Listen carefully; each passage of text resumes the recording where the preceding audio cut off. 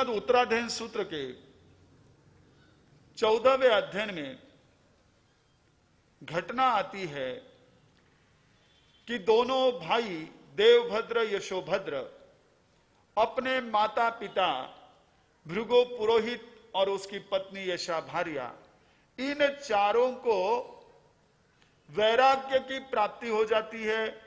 देवभद्र यशोभद्र से संवाद करके पुरोहित पति पत्नी भी दीक्षा के लिए क्या हो जाते हैं, तैयार हो जाते हैं।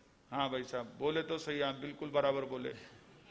पर आशा है वो जैसे आप कहते रहते हो ना, तपस्या करने वाले को धन्यवाद और नहीं देख करने वाले से, हाँ बस वैसे हमको भी आशा है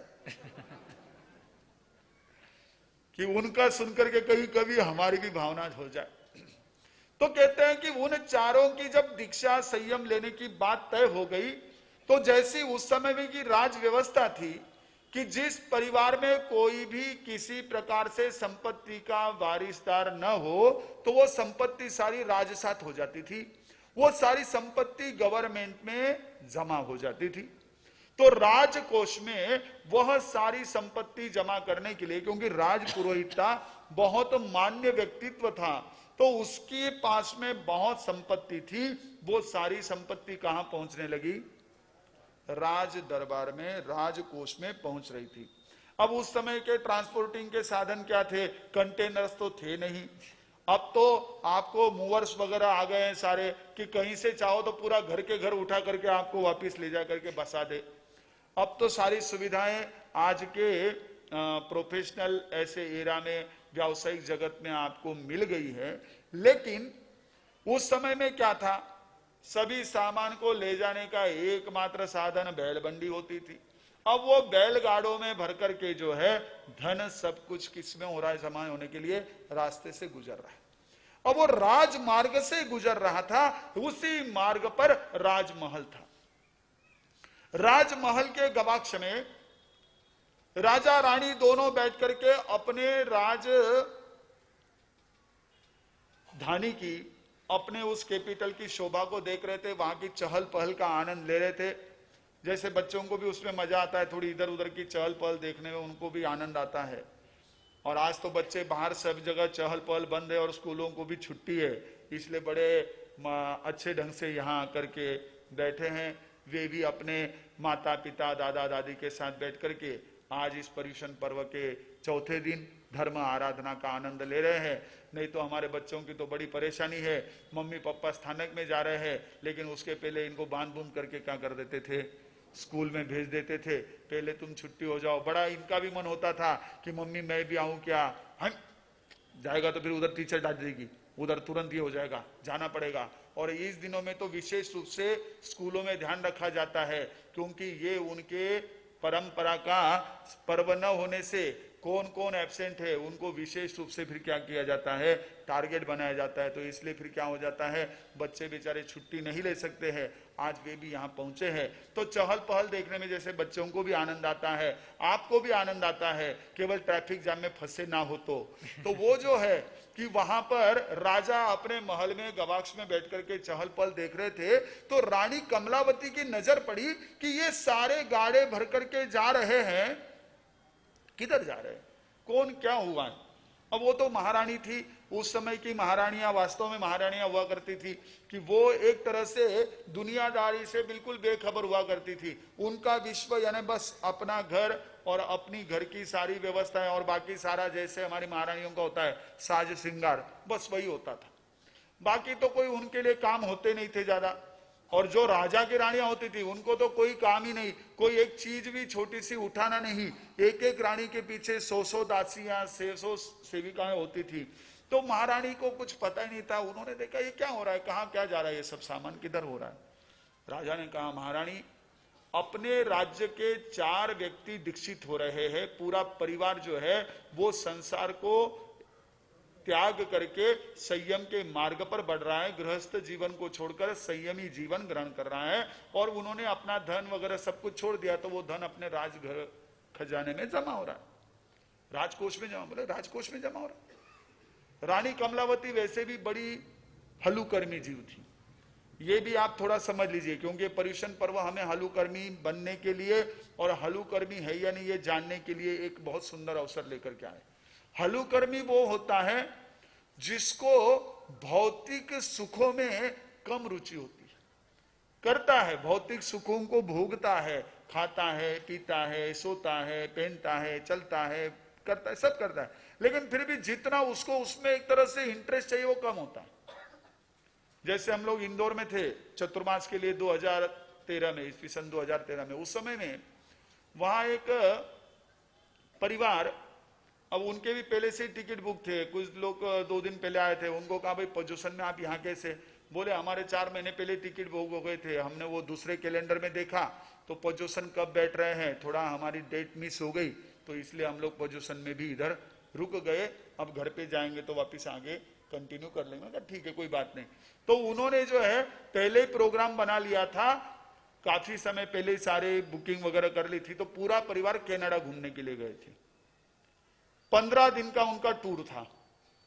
हमारा चतुर्मास शुरू हुआ उसी समय या उसके थोड़े से पहले जैसे हमारा प्रवेश हुआ वो परिवार निकल चुका था। अब वहां से लौटकर आने के बाद में उस परिवार की जो बुजुर्ग बहन थी, बहुत धार्मिक और बहुत सेवाभावी आत्मा, तो वो हमें मिले। तो हमने कहा શું બેન, ગુજરાતી थे, શું બેન તમે ચોમાસું ચાલુ થયું ને વયા ગયા, આ સારું નથી। बोले मार साहब क्या करूं, अभी वो पहले से ही सब बच्चों का बहुत ये था, आग्रह था, जिद थी कि चलना पड़ेगा। तो मैंने कहा वहां जाके क्या किया, बोले कुछ नहीं मार साहब, अब बच्चों की जिद के लिए गई, मैं दिन में 19 सामयिक करती थी, वहां जाकर भी, होटल में रहकर भी, इनको जहां जाना है घूमने चले जाए, मैं 19 सामयिक करती थी। फिर पोते ने बहुत जिद की तो 1-2 स्पॉट उनके साथ देखने के लिए, घूमने के लिए चली गई, लेकिन मुझे उसमें कोई रुचि नहीं। ये क्या होता है, हल्लुकर्मी जीव का हमारे ज्ञानियों ने बताया हुआ लक्षण कह रहा हूं मैं अपने मन की बात नहीं कह रहा हूं, क्योंकि ये सारा विषय जो है ना बहुत सूक्ष्म है। इतने हल्के से मैं कह दो और आप मान लो, इतना आसान नहीं है। इसमें हमारे ज्ञानी जनों की साक्ष्य हो तो ही इस प्रकार का विधान करने का साहस हम कर सकते हैं। तो हल्लुकर्मी जीव जो होता है वो आत्मानंदी होता है, पुद्गलानंदी नहीं होता। भारी कर्मी जीव पुद्गलानंदी होता है, उसको सोना देके, पैसा देके, चांदी देके, हीरे देके, मोती देके, खाना देके, नमकीन देके, मिठाई देके, कपड़े देके, तो ऐसी खुशी होती है ओ जैसे इसने जिंदगी में कभी देखा ही नहीं, देख देख के ही खुश होता है। जिसको बहुत अच्छा शब्द है किसी बहन ने हमें यहाँ यूज किया था, हमने कहा कि भाई यहाँ पर एक ऐसा शॉप है, वहां जाओ तो बहुत महंगी महंगी चीजें हैं, इंटरनेशनल ब्रांड है। बोले विंडो शॉपिंग। अब क्या है, नया जमाना है ना, तो काफी नए नए शब्द हमारे युवाओं को प्राप्त हो गए हैं, वो हमारी वोकेबुलरी में कुछ ना कुछ इंक्रीजमेंट करते रहते हैं, उसको बढ़ाते रहते हैं। तो उसने कहा विंडो, मैंने कहा ये क्या होता है, बोले कि देख कर क्या आना, लेना कुछ नहीं। पहले भी ऐसे ग्राहक होते थे, पर वो शर्म से वो सेल्समैन को या दुकान के मालिक को देख करके कुछ ना कुछ खरीद लेते थे। अब तो ये मॉल्स के कारण से बहुत सुविधा हो गई, लेना है तो लो, नहीं तो देख के भी चले जाओ तो कोई दिक्कत नहीं है। तो वह जो है उसने, महारानी ने देखा कि ये सारा धन आ रहा है, बोले कि राजन ये सब धन आ रहा है, ये अपने राजकोष में क्यों जमा कर रहे हो, क्या कमी है अपने राजकोष में। बोले नहीं नहीं वो तो अच्छा रहता है, जितना है उतना अच्छा है। तो रानी ने जो बात कही उससे हम अपने आज के विषय की शुरुआत करें। सौवम जगम जयी तू हम सौवम वावी धनम भवे सौवम पीते अपज्जतम नेवताणायतम तव।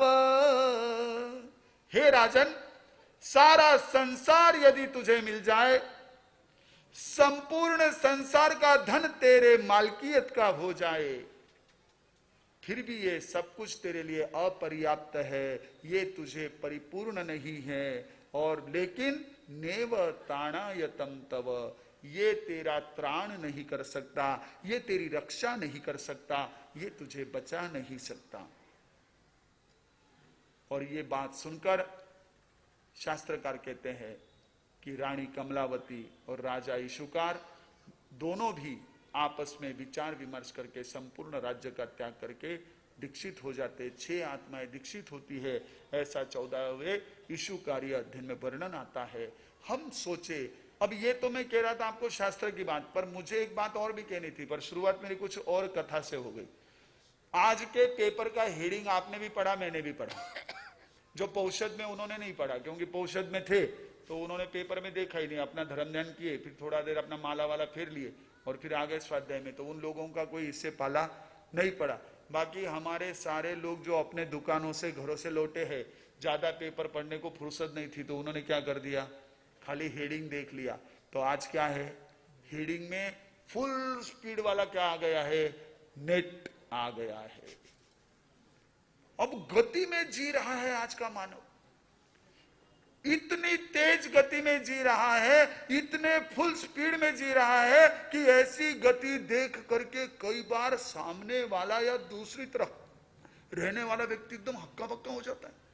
वो देखता है कि ये सब क्या हो रहा है, ये इतना जो है तेजी से कहां चले जा रहे हैं। अगर आप यहां बैठे हो तो आने वाले को क्या हो जाएगी, बहुत खुशी हो जाएगी, वो भी आकर के आपके साथ बैठ जाएगा। लेकिन अगर बाहर रास्ते पर कोई सब अपने को दौड़ते हुए दिखे तो आसपास में खड़ा व्यक्ति क्या सोचेगा, कुछ तो हुआ है, वो भी पीछे पीछे दौड़ पड़ेगा। ऐसी आज हमारे जीवन में हर क्षेत्र में गति आ गई। व्यक्ति को दौड़ना बहुत ज्यादा प्रिय लगने लगा है, बल्कि अगर मैं कहूं तो अतिशयोक्ति नहीं होगी कि दौड़ना आज के जीवन का एक तरह से अनिवार्यता बन रही है, अभिन्न अंग बन रहा है कि दौड़े बिना व्यक्ति रह नहीं सकता है। जैसे स्टेशंस पर, रेलवे स्टेशंस पर ऊपर चढ़ने के लिए कई सुविधाएं होती है, मेट्रो वाले ने तो लिफ्ट भी लगा दी है, लेकिन कई सुविधाएं होती है, रैंप होता है, सीढ़ियां होती है, लिफ्ट होती है, और एक क्या होती है, इलेक्ट्रॉनिक सीढ़ियां भी होती है। उन इलेक्ट्रॉनिक सीढ़ियों की विशेषता ये होती है, क्या कहते हैं उसको, स्केलेटर। क्या होगा भाई, वो शब्द थोड़ा सा कंफ्यूजिंग है, इसलिए मैं बोलता नहीं हूं कि कुछ गलत बोल दूं, बच्चे कहेंगे कहीं हमारा सही इतना ही नहीं, हम कहीं भी बोलन जाए। ज्यादा आपने अज्ञान का प्रदर्शन नहीं करना। और हम तो गुरुदेव से सीखे हुए हैं, गुरुदेव तो इतने ज्यादा किसी भी बात को सही ढंग से कहने के आग्रही होते थे कि जो वो अपने प्रवचन में उर्दू फारसी का कोई भी अगर मुहावरा, कोई उसका दोहा, कोई उसका शेर अगर बोलना चाहते थे तो पहले किसी भी जानकार व्यक्ति के साथ बैठ करके प्रॉपर प्रोनाउंसिएशन, सही उच्चारण उसका समझ लेते थे, बाद में ही उसको कहते थे। तो वो तो बहुत महापुरुष थे, पर हम थोड़ी कोशिश करते तो जो भी हो। अब वो सीढ़ियों पर कोई व्यक्ति सिर्फ खड़ा भी हो जाए तो क्या हो जाता है, सीधा ऊपर पहुंच जाता है, ऊपर से उस पर खड़ा हो गया तो सीधा नीचे पहुंच जाता है। उसको जरा सा भी कदम उठाने की जरूरत नहीं, कदम उठाया तो गिरा, उठाना ही नहीं, बस वहां पहुंच जाएगा, वहां पहुंच जाएगा। आज की दुनिया का भी हाल ऐसा ही है, केवल खड़ा भी हो गया तो उसको दौड़ाते रहेंगे, भगाते रहेंगे, खड़े रह नहीं सकते हो। लेकिन हमारे पर्वताधिराज पर्युषण हमारे लिए संदेश लेकर आए हैं, कहीं तो रुके, कभी तो रुके। रुकना हमारे लिए बहुत महत्वपूर्ण है, और जो तेज गति से चलता है उसके लिए तो अनिवार्य है। आप बाबा रामदेव को देखते होंगे, उसको फॉलो कितने लोग करते हैं ये मैं नहीं पूछूंगा यहां पर, लेकिन देखा कईयों ने होगा, छोटे बच्चों से लेकर बड़ों ने। कभी भी टीवी ऑन करो सुबह सुबह, किसी ना किसी चैनल पर वो मिल जाएंगे। वो एक्सरसाइज कराते हैं, योगा कराते हैं, अलग अलग मुद्राएं कराते हैं। लेकिन आप देखेंगे 5 मिनट, 10 मिनट, 15 मिनट तक कोई भी अगर एक विशेष ऐसा एक्सरसाइज आपने कर लिया तो उसके बाद शवासन कराया जाता है। अगर शवासन ना करे, निरंतर वो एक्सरसाइज करे और उसके बाद वो काम को लग जाए तो हो सकता है उसके मसल्स में कोई ना कोई खिंचाव तैयार हो जाएगा, मसल्स में कहीं स्पाज्म आ सकता है। इसलिए जैसे योगासन के बाद शवासन जरूरी है, वैसे ही हमारी इस भाग दौड़ में कहीं ना कहीं थोड़ा सा ठहरना, कभी ना कभी हमारा एक समय के लिए रुकना जरूरी है। अब ये कहीं और कभी, इन दोनों पर थोड़ा सा हम विचार करें कि हमें कहीं रुकना है या नहीं। क्या हमारे जीवन को हमने किस तरह का बना लिया है, हमारे जीवन की शैली कैसी है, इसको हम विचार करें। हम कितनी अपने आप को सक्रियता देना चाहते हैं, हमारा क्या लक्ष्य है, ये पहले विचार करें, फिर कहां रुकना ये सोचें। बहुत अच्छी बात, बहुत सुंदर बात आपने प्रवर्तक श्री जी से सुनी व्रत नियम आदि के संदर्भ में, कि हमारे श्रावकों के भी कैसे व्रत थे, कैसी मर्यादाएं थी, इतना धन होने के बावजूद भी वे कहीं ना कहीं तो रुक जाते थे। हम क्यों नहीं रुक पाते? हो सकता है आज बहुत तेजी से बदलने वाली इकोनॉमी के कारण से रुक नहीं पाते हैं, कि कहां कौन सी चीज महंगी हो जाए और कहां कौन सी चीज सस्ती हो जाए पता ही नहीं चलता है।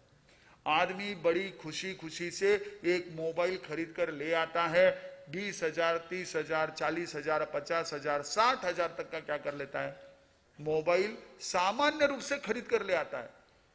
वीआईपी मोबाइल नहीं, हीरे की अंगूठी हो तो समझे भी, ये तो आखिर कोई भी मोबाइल हो, 60,000 वाला हो या 6,000 वाला हो, आखिर इधर से आप बोलोगे तो उधर ही सुनने वाला है, सुनने वाला सामने आकर खड़ा होने वाला नहीं है।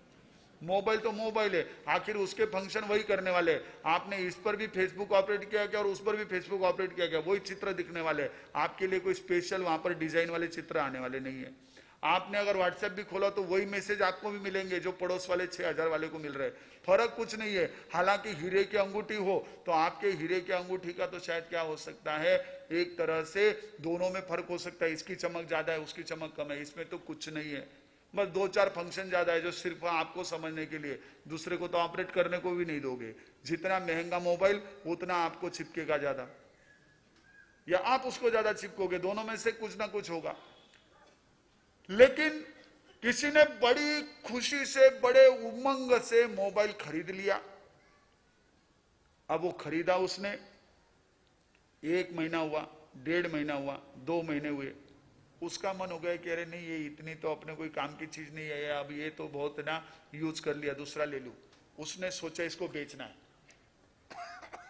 क्या हुआ, जो मोबाइल 60,000 में खरीदा, जो मोबाइल 70,000 खरीदा, उसने बेचने का विचार किया। कितने में बिका, 80,000 में, 90,000 में। बोली लगी उसके लिए कि भाई कोई इसको ज्यादा में लेना चाहे तो। अब कोई बैरागी के कोई गले में पहनी हुई चेन वगैरह हो तो भाई चलो इसका वैराग्य तो हम नहीं ले सकते, कम से कम बैरागी का पहना हुआ कोई आभूषण तो ले ले, इस भावना से उसमें आप 10,000 की चीज 50,000 में ले लो। पर ये मोबाइल कौन ले, जिसको हमारे बुजुर्ग लोग जो है ना कहते ठीकरा, ये ठीकरा कौन ले, पर आखिर कुछ भी है तो ठीकरा ही, क्या करो उसको, भले उसमें फंक्शन है सब है लेकिन है तो वही। तो ये कौन कितने में लेगा, 60,000 का आपका मोबाइल बाद में 30,000 में 25,000 में जाए तो भी इसको बड़ी खुशी होती है, आधे पैसे तो आ रहे, ये लो। आज का बिजनेस ऐसा हो गया, आज का धंधा ऐसा हो गया। यानी ये एक हमें समझना है कि हम जिन चीजों को लेकर के बहुत ज्यादा एक तरह से एक्साइटमेंट का अनुभव करते हैं, हम जिन बातों को लेकर के बहुत ज्यादा अपने जीवन में एक कुछ ऐसे अरमान सजाते हैं, उन चीजों का मूल्य क्या है, उन चीजों का महत्व कितना है, फिर हमें कहां तक जाना है। कहां महंगा था वो सस्ता हो गया, फिर लगता है अरे मैं थोड़ा रुक जाता तो ये मेरे को भी इतने में मिल जाता, अब ये सस्ता हो गया। अब कुछ चीजें ऐसी महंगी हो जाती है फिर सोचता है कल ले लेता तो अच्छा रहता, आज तो बहुत महंगा हो गया। तो ये इकोनॉमी चेंज हो रही है, इसलिए क्या होता है कई लोगों को रुकने का मन नहीं होता है, नहीं हमारे सामने बहुत समझा दिया और हमने कहीं अगर आ गए पकड़ में, कहीं पचखान ले लिए तो अटक जाएंगे। लेकिन हमारा कोई उसमें मतलब नहीं है, पचखान लोगे तो आप अपने आत्मा के लिए लोगे, हमारा क्या भला होगा। बल्कि आप ज्यादा कमाओगे तो हो सकता है कि ऐसे ही कोई महान कोई महत्वपूर्ण आयोजन हो तो उसमें अपने पैसे का विनियोग कर सकते हो। हमारे बुराड़ साहब, कानूंगो साहब वगैरह इनके जैसे आप क्या कर सकते हो, कुछ अपने धन का विनियोग कर सकते हो। हमारी क्या तकलीफ है, आप पचखान नहीं लो, आपके पास बहुत रहे तो हमको क्या दिक्कत है। लेकिन भगवान का ये कहना है, परमात्मा का ये कथन है कि हम जब तक रुकते नहीं हैं तब तक अपने आप को एक बार चेक नहीं कर सकते, एक बार ठीक नहीं कर सकते। जैसे आज कह लो, अब संडे के दिन आपका बंद होता है या अमावस्या के दिन बंद होता है, तो आपका क्या होता है, प्लान होता है, संडे को क्या करना है, अमावस्या को क्या करना है, पूरा प्लान होता है।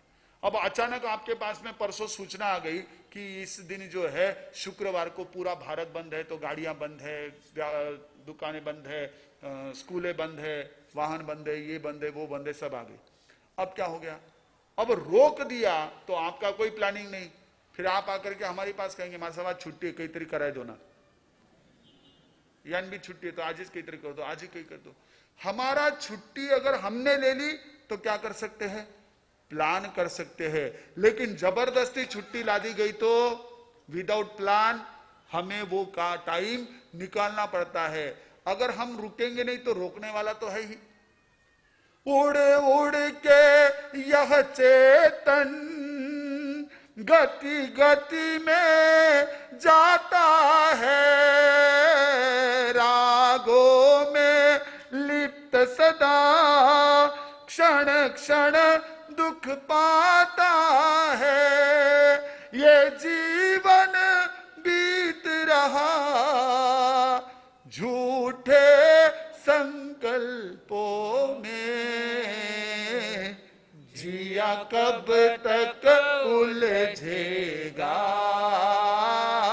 संकल्प विकल्पों में। हाँ जी, बहुत सुंदर पंक्तियां कि ये जीवन तो हमारा यूं ही बीत जा रहा है। इसी प्रकार के प्लान करने में, दौड़ने में, भागने में अगर हम रुकेंगे तो समझ सकेंगे कि ये सारी दौड़ का उद्देश्य क्या और इस सारे दौड़ का मुझे क्या लाभ हो रहा है।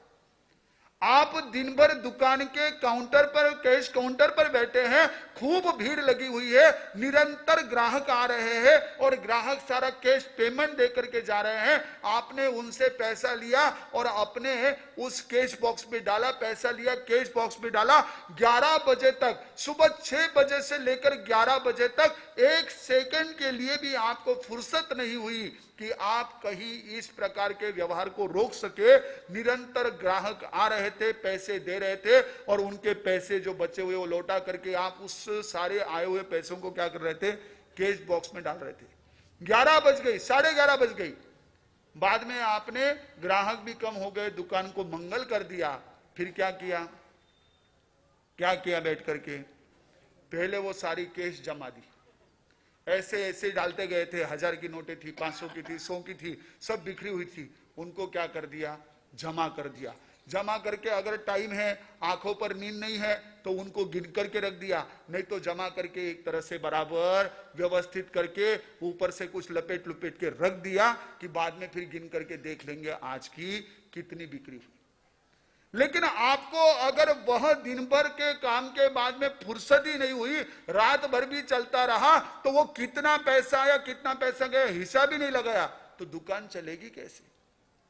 अगर छोटा सा आपका एक दिन का बिजनेस भी थोड़ा सा रुके बिना व्यवस्थित नहीं चल सकता है, तो ये हमारा महत्वपूर्ण जीवन जो हमें इतने लंबे सफर में थोड़े समय के लिए मिला हुआ है, अगर हम उसका हिसाब किताब नहीं जमाएंगे तो हमारे पास में रहेगा क्या? इसलिए रुकना जरूरी है, कहीं ना कहीं रुकना जरूरी है। आप अपने मन में सोच ले, मुझे कितनी मर्यादा करनी है। अब कोई ज्ञानी मिल जाए तो बहुत अच्छी बात है, जो आपको उस महापुरुष की तरह बता सके। जैसे पेतर शाह खड़े हो गए, आचार्य धर्मघोष सुरेश्वर जी की बात सुनकर के कि अपने धन की मर्यादा कर लो, और नजर उनके तरफ ही थी। खड़े हो गए, महाराज साहब पचखंड करा दो। बोले कितनी मर्यादा करनी? बोले 5 रुपए। अरे बोले सिर्फ 5 रुपए?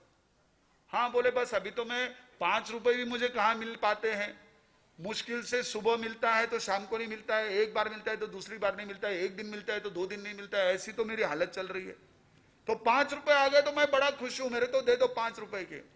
महाराज बोले नहीं, इतना कम नहीं, कुछ और रखो। बोले ठीक है 500 की करा दो। महाराज बोले नहीं। बोले 5000 की करा दो। महाराज बोले नहीं। आपको ऐसे महाराज मिल जाए तो बहुत खुश हो जाओ कि बाबूजी मैं 1 करोड़ नहीं, 10 करोड़ नहीं। हाँ महाराज तो घना अच्छा लगे, महाराज ने मालूम है कहीं कहीं होगा आगे। कहने लगा महाराज 5 लाख की मर्यादा करा दो। आज से वो कई 500-700 साल पहले की बात होगी, बहुत पुरानी बात है। करा दो महाराज मर्यादा 5 लाख की। महाराज ने पचखंड करा दी।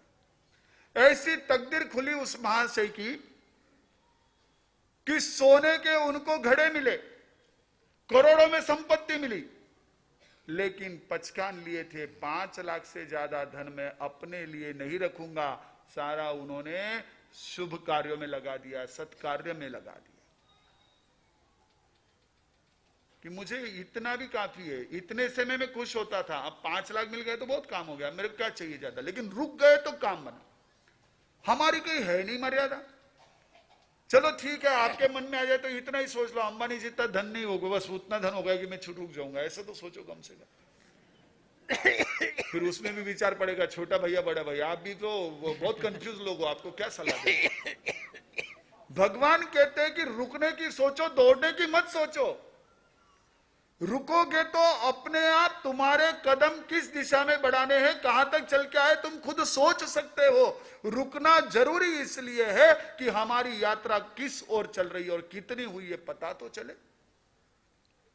हम बिना रुके चल ही रहे हैं और इसका परिणाम यह आ रहा है कि हमारा यह चेतन, हमारी यह आत्मा कर्मों के बोझ से भारी बनती जा रही है। एक कर्मों के बोझ को हल्का करने का अवसर भी हमारे हाथ से यूं ही छूटा जा रहा है। इसलिए थोड़ा रुके, कहीं तो रुके, क्योंकि देखिए अगर इच्छाओं पर हमने नहीं लिमिट रखा, हमारे शास्त्र इसके लिए स्पष्टतः उदाहरण स्वरूप है कि राजा कोनिक जो मगध का सम्राट था, श्रेणिक का पुत्र था और महाप्रतापी महापराक्रमी था, उस कोणिक के मन में आ गई कि उसकी पत्नी ने कह दिया। अब ये ऐसा मत सोचो आज आपके ही सामने समस्या, ये प्राचीन काल से समस्या है। समस्या हम कहते हैं, आपके लिए नहीं है, माफ कर देना, कई बार शब्द थोड़ा थोड़ा सा गड़बड़ भी हो सकता है, भाव को समझ लीजिएगा कि ये समस्या नहीं है, लेकिन प्राचीन काल से ऐसा चला आया है कि कई बार जो है श्रीमती जी की आंखों के आंसू और श्रीमती जी का वह एक तरह से भावावेश में कुछ बातों का कहना आपके लिए वो एक तरह से ऐसा यह रामबाण वाक्य बन जाता है कि जिसको आप नहीं उल्लंघन कर। पहले हमारे कहते थे कि अनुल्लंघनीय गुरु आज्ञा, गुरु के आज्ञा का उल्लंघन नहीं हो सकता है, लेकिन ये तो आध्यात्मिक क्षेत्र की बात है। व्यवहारिक क्षेत्र में किसकी आज्ञा का उल्लंघन नहीं होता है, आप जानते हैं, ज्यादा विस्तार से कहने की जरूरत नहीं। तो वो जो है सम्राट कोनिक के पास इतना सारा वैभव, इतनी जबरदस्त ऐसी सत्ता कि जिसमें कुछ भी कमी नहीं, कोई बात की कमी नहीं, यहां तक कि उसको देवों की सहायता प्राप्त थी, इतना वह पराक्रमी और इतना पुण्यवान जीव था। फिर भी श्रीमती ने कहा कि इतना बड़ा राज्य है, तुम्हारे पास सेच न खाती नहीं और वो देव प्रदत्त हीरे का हार नहीं, फिर क्या तुम्हारे इस राज्य का कोई मूल्य नहीं है। कोनिक को बात जज गई, ये तो सही है, वो भी तो होना चाहिए, अभी इतना है तो इतना सा क्यों नहीं। बस अपने ही सगे छोटे भाई हल विहल उनको कह दिया कि ये हाथी और हार हमारे पास दे दो। बोले नहीं, हमारे पिताजी की माताजी की दी हुई हमारे पास में ये एक तरह से यादगार है, हम इसको नहीं देंगे। उनका वो इमोशनल विषय था और इनका ये प्रेस्टीज का विषय था। अब ये सबसे बड़ी दिक्कत होती है, एक तरफ स्टेटस है, एक तरफ इमोशंस है। अब इस चक्कर में युद्ध शुरू हो गया। हल विहल राजा चेटक के पास गए, नाना के पास गए और नाना के पास जाकर के उन्होंने कहा कि इस तरह से हमारे ऊपर अन्याय हो रहा है। राजा चेटक ने कहा मैं तुम्हारे इस अन्याय का प्रतिकार करने के लिए साथ दूंगा और युद्ध छिड़ा। हमारे शास्त्रों में वर्णन आता है कि महाशिला कंटक संग्राम और रथ मूसल संग्राम हुआ, जिसमें 1,80,00,000 सैनिक मारे गए। केवल वो इतने सी एक तृष्णा के पीछे, इतनी सी लालच के पीछे। अरे ये तो बात देखो, मजेदार बात, आप जब पांडवों कौरवों का युद्ध चल रहा था, ये तो आपके सामने वाली बात है। शास्त्र की बात शायद किसी ने पढ़ी होगी, किसी ने नहीं पढ़ी होगी। कुछ लोग हैं जिनको आगम के कई बातों का बहुत अच्छा अध्ययन है, ज्ञान है, उनके उस आगम ज्ञान का निश्चित रूप से हम सम्मान करते हैं, उसके प्रति हमारी ओर से बहुत बहुत आदर प्रकट करते हैं। लेकिन ये तो महाभारत रामायण तो आपके सामने चल रहे हैं, यानी घर की नहीं बात कर रहा हूं मैं, ये टीवी पर सीरियल में